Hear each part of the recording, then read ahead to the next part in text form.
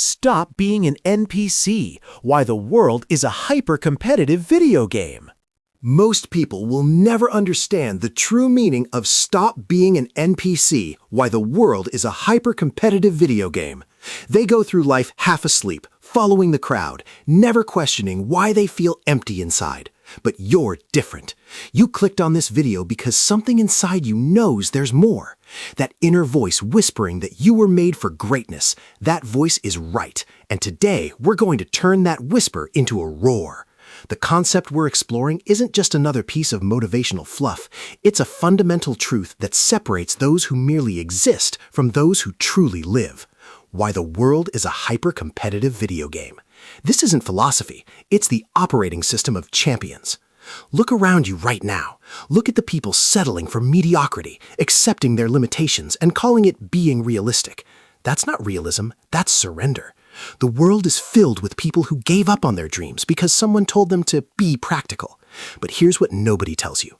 Practical people build other people's dreams. Visionaries build their own empires. The path we're about to explore requires courage. The courage to be uncomfortable. The courage to stand alone. And the courage to demand more from yourself than anyone else would ever dare ask. Are you ready for that? Because there's no going back once you truly understand what it means to embrace this principle. Here's the uncomfortable truth that the self-help industry doesn't want you to know. 97% of people who consume motivational content never change. They watch the videos, read the books, attend the seminars, and then go right back to their old patterns. Why? Because understanding is not the same as implementing. Knowing is not the same as doing. They mistake the feeling of inspiration for the reality of transformation. That dopamine hit from watching a powerful video tricks their brain into thinking they've actually accomplished something. But their life remains unchanged, their potential remains unrealized, and their dreams remain fantasies. The barrier isn't intelligence. The barrier isn't opportunity. The barrier isn't even circumstances, though that's the most popular excuse. The barrier is the gap between who you are and who you need to become to achieve what you want. Most people are unwilling to cross that gap because crossing it requires sacrifice. It requires doing things you don't want to do. It requires becoming a person you've never been before. It requires killing the comfortable version of yourself so that the powerful version can emerge.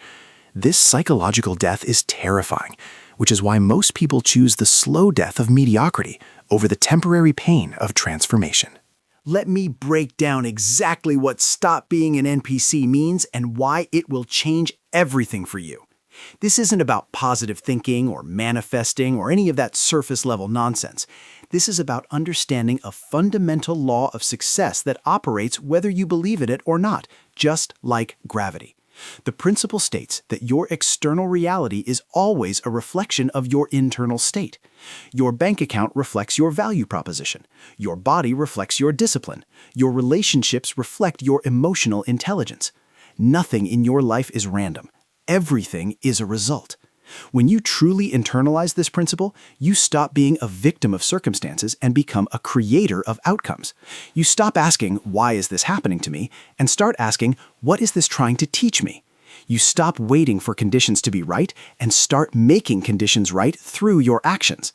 This shift in perspective is the difference between the masses who react to life and the elite who shape it. Your ancestors survived impossible odds so that you could exist today. They didn't fight through wars, famines, and hardships so that you could sit on your couch and scroll through social media. You owe them, and yourself, a life fully lived. Understanding principles is worthless without practical application, so here's exactly how to implement this in your life starting today. First, you need to conduct a ruthless audit of your current situation. Look at every area of your life, health, wealth, relationships, purpose, and give yourself an honest score from 1 to 10. Not the score you want to have, not the score you're working toward, the score that your actual life demonstrates right now. This audit will be painful, but that pain is the starting point of all change. You cannot fix what you refuse to acknowledge. Second, identify the one area where improvement would create the biggest positive cascade in your other areas. For most people, this is either health or wealth, because these tend to be foundational. Once you've identified your priority area, define exactly what success looks like. Not vague goals like get healthier or make more money. Specific, measurable targets with deadlines. Lose 20 pounds by December 31st. Increase monthly income by $2,000 within 90 days. Vague goals produce vague results. Specific goals produce specific results. Your brain needs a clear target to mobilize its resources effectively. The biggest obstacle to your success is not external. It's the programming running between your ears. From the moment you were born, you've been conditioned by family, society, media, and education to think in certain ways. Much of this programming is designed to make you a compliant consumer and worker, not a powerful creator and leader. To achieve extraordinary results, you must systematically identify and override this limiting programming. This is not easy. Your brain will resist change because it interprets change as danger. But resistance is not reality. Just because something feels wrong doesn't mean it is wrong. Start by monitoring your self-talk.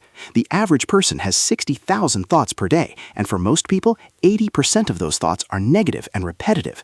They're running the same mental programs that produce their current results, expecting somehow to get different outcomes. This is insanity. You must become the gatekeeper of your own mind. When a limiting thought arises, I can't, I'm not good enough, it's too hard, you must intercept it immediately and replace it with an empowering alternative.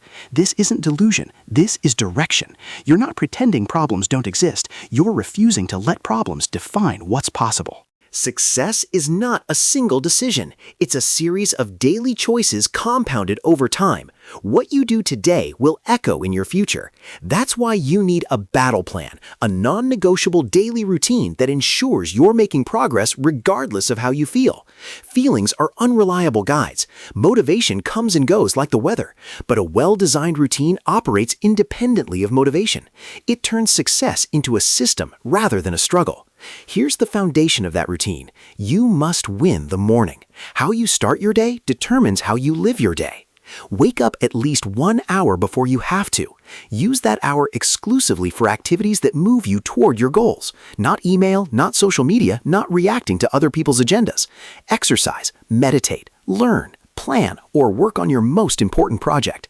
This morning ritual accomplishes two things. It ensures daily progress on your priorities, and it builds your self-discipline muscle through consistent practice. Every day you keep this commitment to yourself, you strengthen your identity as a person who does what they say they'll do. Every day you break it, you weaken that identity. Choose wisely. One of the greatest lies of modern culture is the myth of overnight success. We see someone at the top and assume they got there quickly, easily, through luck or connections. We don't see the years of struggle, the thousands of failures, the moments of doubt when they almost quit. This creates a dangerous illusion that if success doesn't come quickly, it's not coming at all. The truth is exactly opposite. Anything worth achieving takes time. The greater the goal, the longer the timeline. You're not just building a result. You're building the person capable of achieving and sustaining that result. Adopt what I call the decade perspective. Ask yourself, where do I want to be in 10 years? What skills will I need? What habits must I develop? What person must I become? Now work backwards from that vision to today. What must you do this year, this month, this week, today to stay on trajectory toward that 10-year vision? This long-term thinking immunizes you against the short-term setbacks that derail most people. When you know where you're going and why, temporary failures become data points rather than death sentences. Every master was once a disaster. The difference is they kept going. We've covered a lot of ground today, but knowledge without action is just entertainment.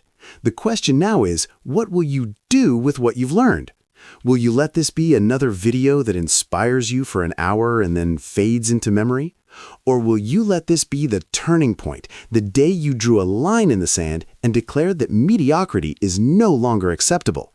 The choice is yours, and it's a choice you'll make not just with your words, but with your actions over the coming days, weeks, and months. Remember this, you are not your past, you are not your failures, you are not what other people have told you that you are.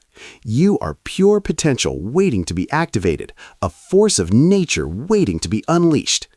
Everything you need to succeed is already within you. It just needs to be cultivated, developed, and deployed with relentless consistency. The world doesn't owe you success, but if you apply what you've learned today, if you commit fully to the process of becoming, success becomes inevitable. Not easy, not quick, but inevitable. Now turn off this video and go become the person you were born to be. Your time is now.